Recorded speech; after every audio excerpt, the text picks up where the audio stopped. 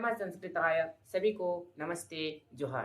अहम अस्मि रविलाल हांसदा मूलतः झारखंड प्रदेशात। रविलाल हांसदा मूल रूप से झारखंड राज्य बना। सबसे पहले मैं अपना परिचय बताना चाहूँ तो मैं रविलाल हांसदा मूलतः झारखंड प्रदेश के जामतला जिला के कुंडहित प्रखंड के जादुटी ग्राम से। मेरे परिवार में मेरे परम पूजनीय पिताश्री मंगल हांसदा, माता सुमिता हांसदा एवं मेरे दो बड़े भैया शिव सदृश शिवधन हांसदा, राम समान रामधन हांसदा तथा अत्यंत प्यारी मेरी छोटी बहन तारिणी हांसदा। मेरी प्राथमिक शिक्षा मेरे गांव के ही विद्यालय से हुई। इसके बाद माध्यमिक शिक्षा गांव से दूर 4 किलोमीटर कुंडहित में आदर्श मध्य विद्यालय से। 9वीं एवं 10वीं की पढ़ाई सिंह बहनी +2 हाई स्कूल कुंडहित तथा 11वीं एवं 12वीं की पढ़ाई भी उसी विद्यालय से ही हुई। अनंतरम उसी 12वीं में अर्थात इंटर में मैं अपने जिला में दूसरे स्थान प्राप्त किया था। इंटर आर्ट्स में 76% अंक लाकर। अनंतर मेरी स्नातक की पढ़ाई गांव से 40 किलोमीटर दूर सिद्धू कान्हू मुर्मू विश्वविद्यालय दुमका के संथाल परगना महाविद्यालय से हुई। अत्यंत हर्ष की बात तो यह है, पिछले साल 2022 में झारखंड के माननीय परम पूजनीय राज्यपाल के हाथों मैं स्वर्ण पदक से भी विभूषित हूँ। वर्तमान में मैं श्री लाल बहादुर शास्त्री राष्ट्रीय संस्कृत विश्वविद्यालय नई दिल्ली में B.Ed अध्ययनरत हूँ। मेरी पढ़ाई अर्थात संस्कृत के बारे में पूछना चाहे तो संस्कृत के प्रति मेरे परम पूजनीय गुरुजी श्री उमेश कुमार पांडे सर ने 9वीं में अर्थात 9th क्लास में पढ़ाना स्टार्ट किया। अर्थात 9th क्लास से उन्होंने मुझे प्रेरित किया और 9th क्लास से लेकर अब तक की मेरी जो गति रही, मेरी जो प्रकृति रही, उसमें मेरे परम पूजनीय गुरुजी का बहुत सारा योगदान है। यानी एक तरफ से कहें तो उन्हीं का ही आशीर्वाद है।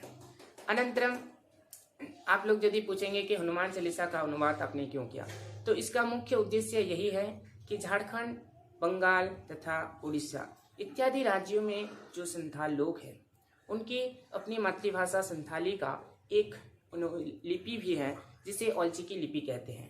इसके रचयिता यानी हनुमान औलचिकी लिपि के जो प्रणेता हैं वे पंडित रघुनाथ मुर्मू जो मूलतः उड़ीसा से हैं।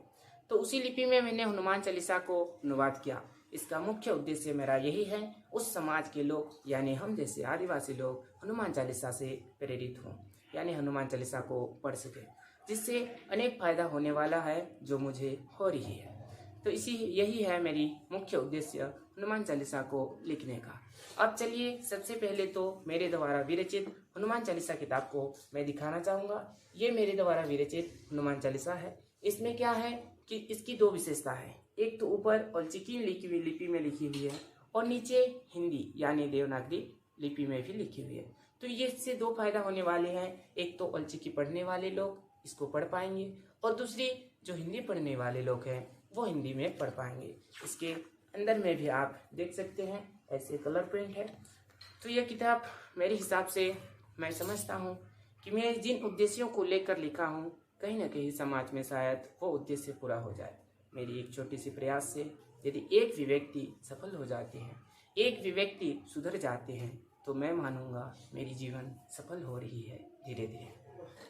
अब चलिए सबसे पहले तो हनुमान चालीसा को यानी इस लिपि में जो लिखी गई है औलचिकी लिपि में, तो इसको पढ़ेंगे कैसे। इसको पढ़ना बहुत ही आसान है, केवल औलचिकी लिपि का ज्ञान होना चाहिए आपके पास।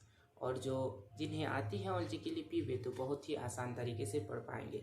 इसमें 2 फायदा पहले मैंने भी बताया कि ऊपर जो है औलचिकी लिपि में लिखी हुई है और नीचे हिंदी में लिखी हुई है। जैसे सबसे पहले ये हनुमान चालीसा है तो यहाँ भी हनुमान चालीसा लिखी हुई है और नीचे जैसे दोहा है तो यहाँ भी दोहा लिखी हुई है। अब इसको पढ़ेंगे कैसे, तो यहाँ जैसे लिखा हुआ है सबसे पहले हिंदी में और यहाँ नीचे जो है औलचिकी में लिखी हुई है। तो इसको ऐसे पढ़ेंगे, श्री गुरु चरण सरोज रज निज मन मुकुरु सुधारी, बरनउ रघुबर विमल जसु जो दायकु फलचारी, बुद्धिहीन तनु जानिके सुमिरो पवन कुमार, बल बुद्धि विद्या देहु मोहि, हरहु कलेश विकार। अब यहाँ से इधर चौपाई आए हैं तो इसको भी वैसे ही पढ़ेंगे। जय हनुमान ज्ञान गुण सागर, जय कपीस तिहु लोक उजागर, रामदूत अतुलित बल धामा, अंजनी पुत्र पवन सुत नामा। महावीर विक्रम बजरंगी, कुमति निवार सुमति के संगे, कंचन वरन विराज सुबेसा, कानन कुंडल कुंचित केसा। अब पढ़ने का तरीका वैसे ही है, यानी पढ़ाई हम लोग वैसे ही पढ़ेंगे, केवल अंतर ये है कि ये अपनी लिपि में लिखी हुई है, जिसे अपनत्व लगेंगे जिन्हें औलचिकी आती है।